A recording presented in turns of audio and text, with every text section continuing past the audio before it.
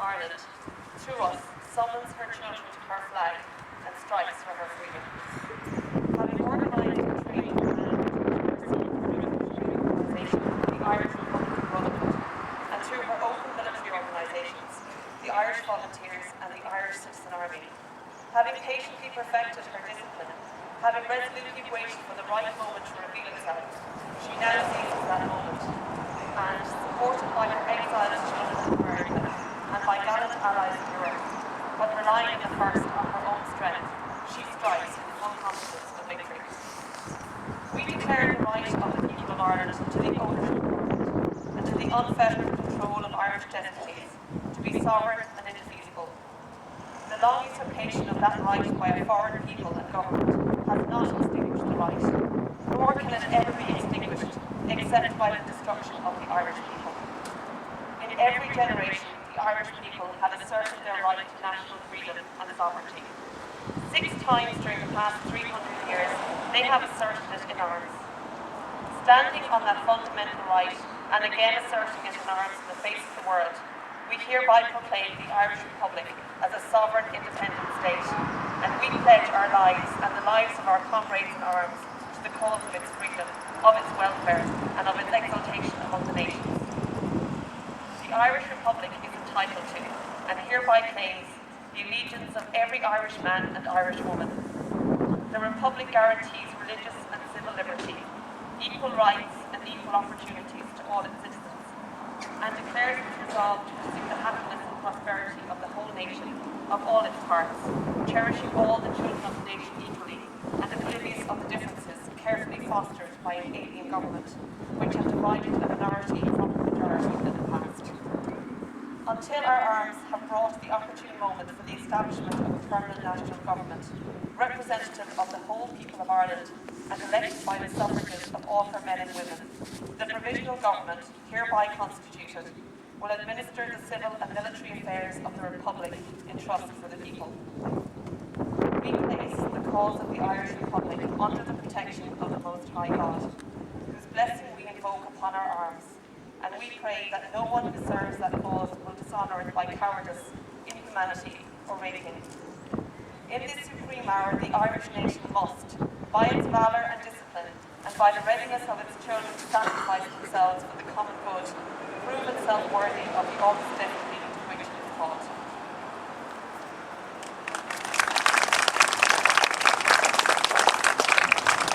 Thank you very much, Leonie, and it is a marvellous document, and it's very obvious that there was poets involved in the writing of that document when you listen to the language. We're very fortunate every year to have our own local poet, Marion Curtin, who participates in this commemoration with I think a touch of class every year that maybe you don't get another commemoration. So Marion, if you would please, Marion's going to read one of her compositions for us.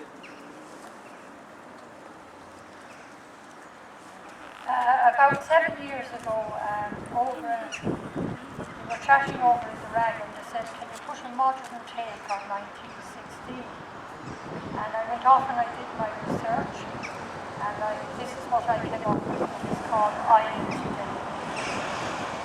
As I lay my head on my pillow, with a big eider down at my feet, lying there cozy and warm, hoping to sleep until morn. And as I lay there in slumber, a dream appeared in my head. I was somewhere in Dublin.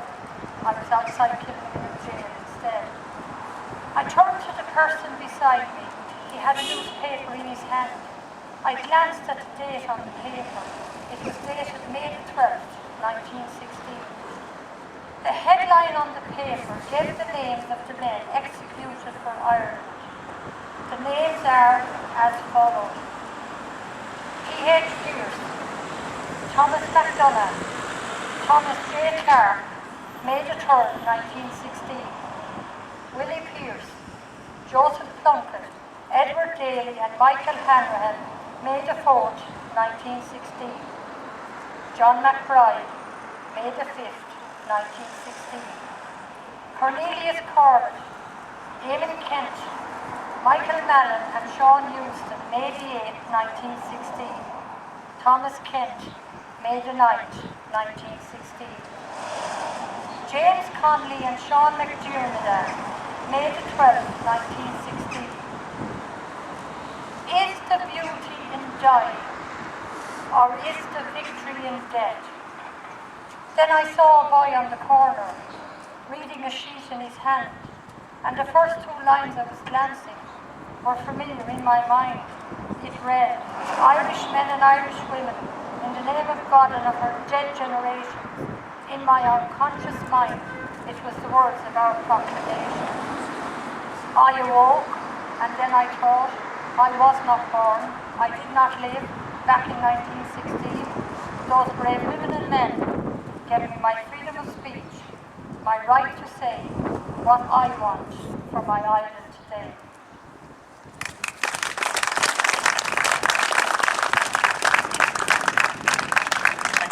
Thank you very much, Marianne, and as always, much appreciated. At this point in time, ladies and gentlemen, I suppose we turn to perhaps the main item of the day, which is our guest orator. And in doing so, we are very fortunate to have Ireland's longest-serving member of the European Parliament, a man who has been a great friend to Tipperary for many years, and whilst not wanting to make anything political, for anyone who heard Brian's speech at his selection convention in Clonmel, they would realise that it reflected so well the values of that proclamation and that principle that all people are created equal. So without further ado, I'd call on Brian Crowley.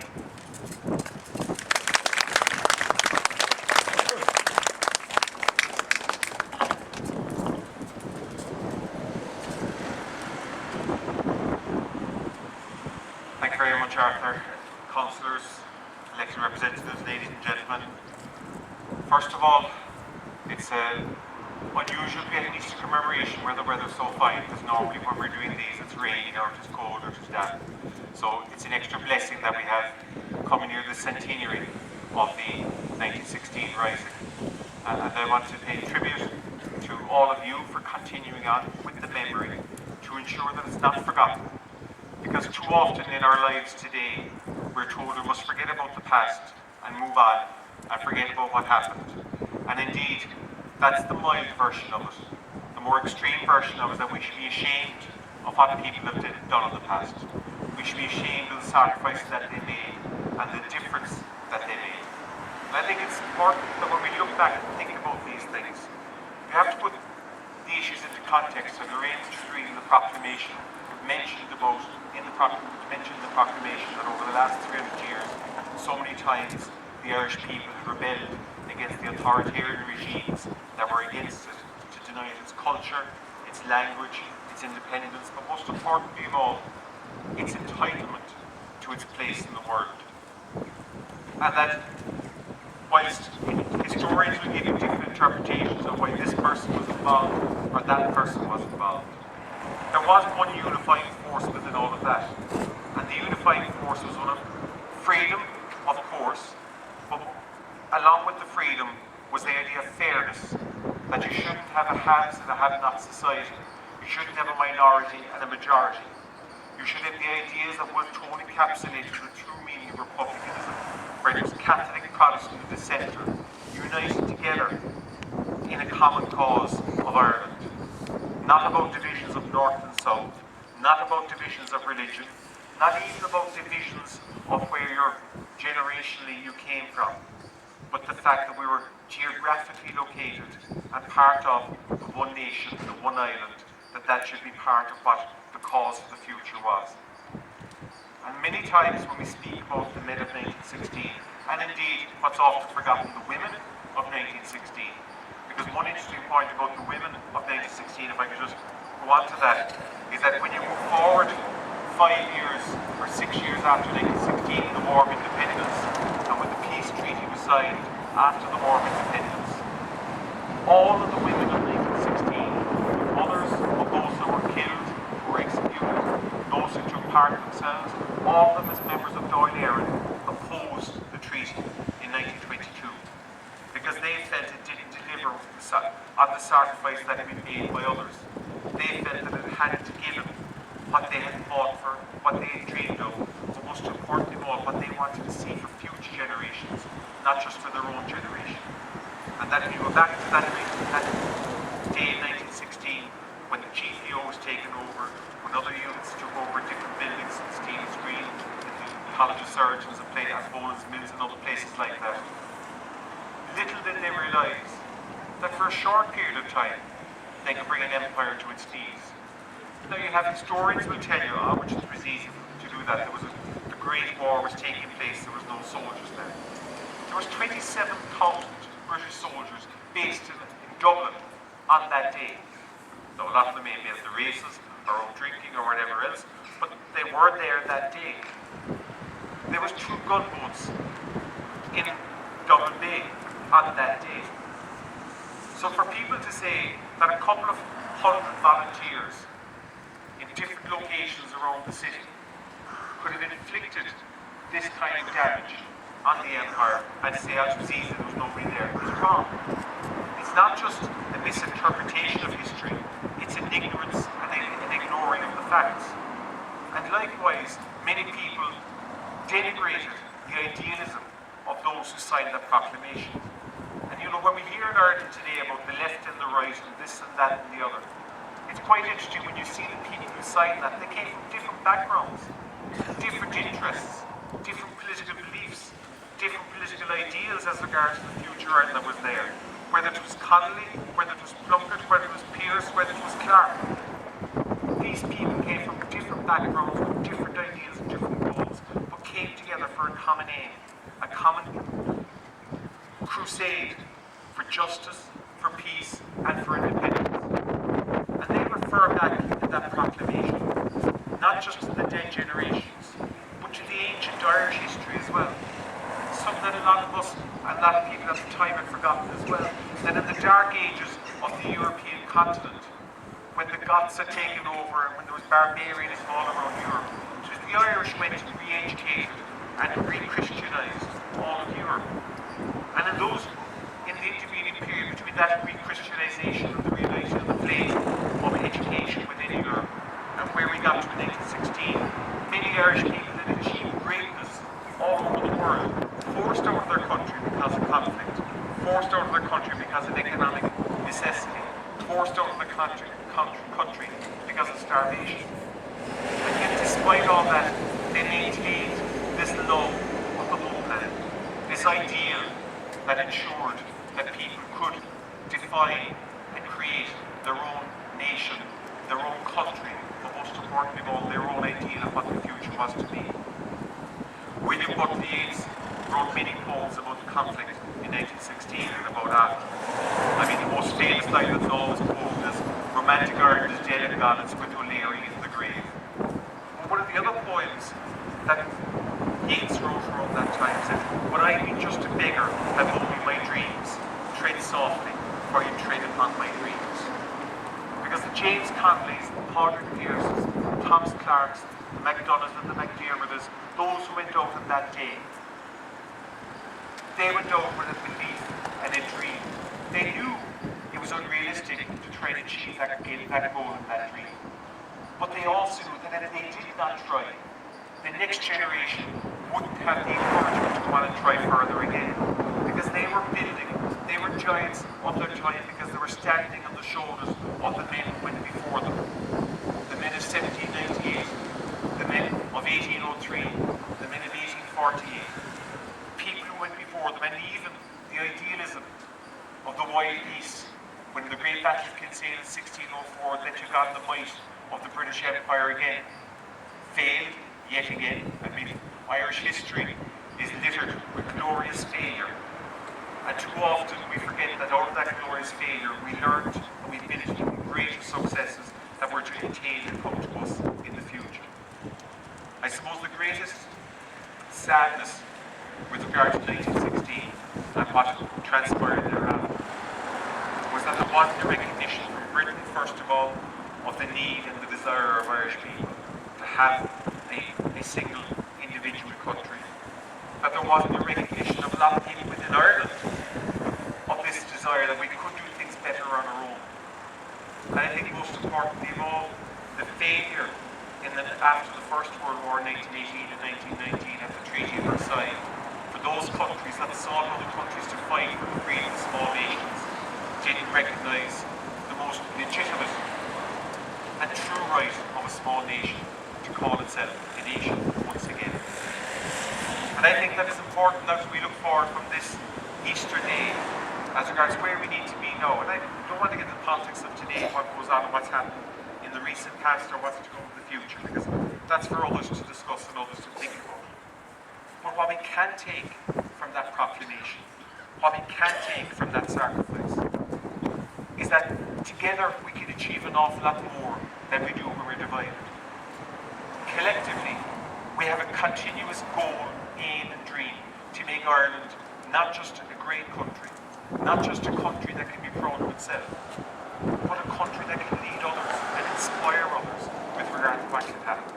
We've seen in the recent past in Ireland with the peace process in Northern Ireland that example and that template is used by others around the world to show that seemingly intractable conflicts, people can be brought together towards common goals and common aims. And it's quite amazing when you think about it, that in just the fortnight just gone, with the Prime Minister of Britain, the Queen of Britain, the President of the Republic of Ireland, the Taoiseach of the Republic of Ireland, and the Deputy First Minister of Northern Ireland, sitting together, having tea, having lunch. We may deride some of the ceremony and some of the pomp around that idea. Look at the difference that made with regard to how we saw ourselves before then, how we saw ourselves 20 years ago, 50 years ago. And just think back to December 1993 when the Good Friday Agreement, or when the Downing Street Declaration was signed by Albert Reynolds and by John Major. And the photograph that always stands out to me out of that whole gathering at that time was Albert Reynolds, John Hume and Gerry Adams standing together, shaking hands. The first time that the voices of nationalism, constitutional and otherwise, came together with one single voice, one goal and one aim, and look at what was achieved. So within ourselves, nothing is impossible. 1916 gave us the right to speak, gave us the right of freedom. And there's an old Irish poem which goes, "Who shall speak for the lonely and the unloved, if not you then who? Who shall speak for the downtrodden and oppressed, if not you then who? Who would speak for you, if not you then who?" We've been given a voice, given an opportunity to speak. No, not only can we whisper about what our ideas and goals are, but we can shout it from the rooftops, shout it from the mountaintops, but most importantly of all, our voice will speak for those who have no voice, will speak with fairness, truth, justice, but most importantly of all, freedom, the remarkable.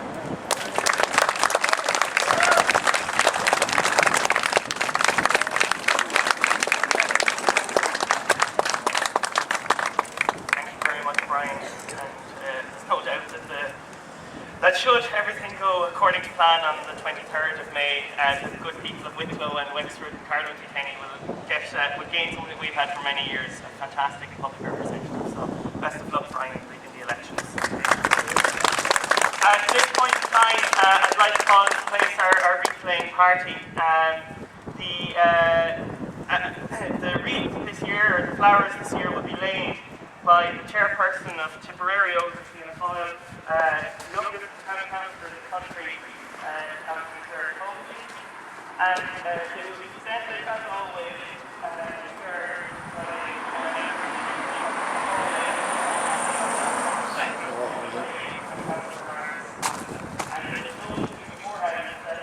last time we'll have town councillors involved in our events, and I think that's the tragedy. Maybe you should thank them for making it a service.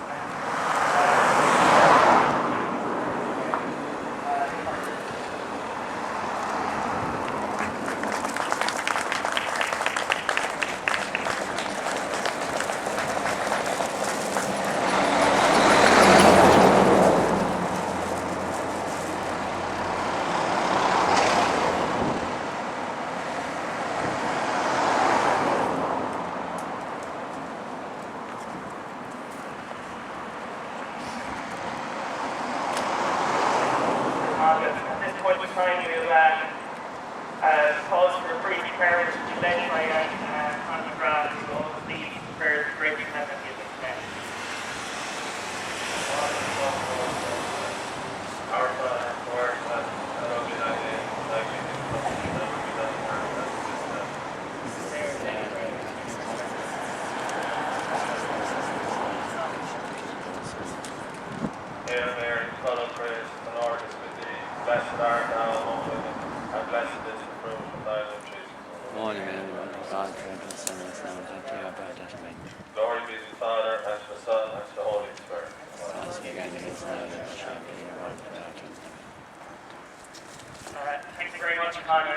At this point in time, I'd like to call on our musicians, Fiona and Harry, maybe just to take a place behind me here as we come to the closing of our ceremony.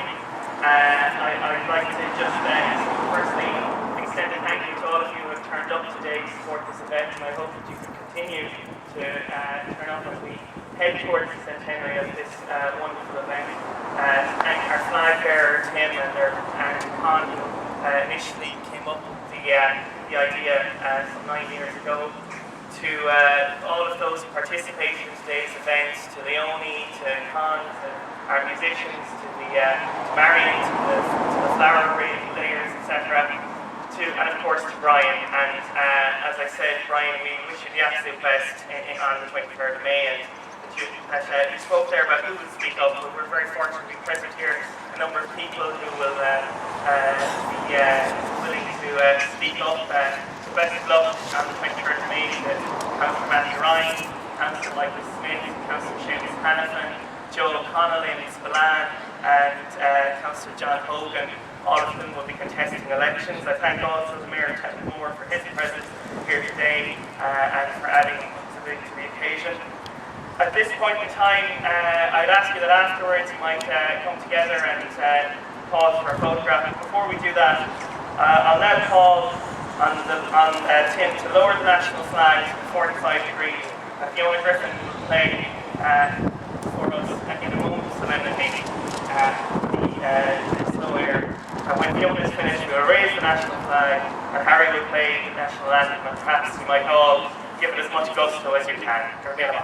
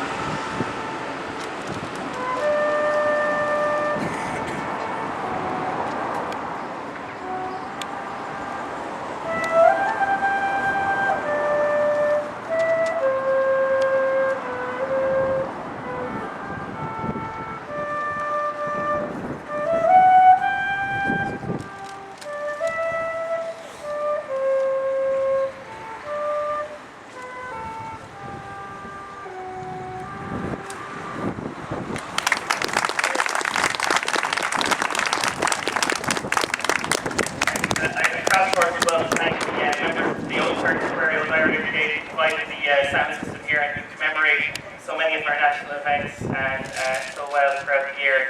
At this point in time, I invite you to face the national flag as Tim raises it to its full height, and we pause and we stand in solemn attention to the national anthem of Ireland.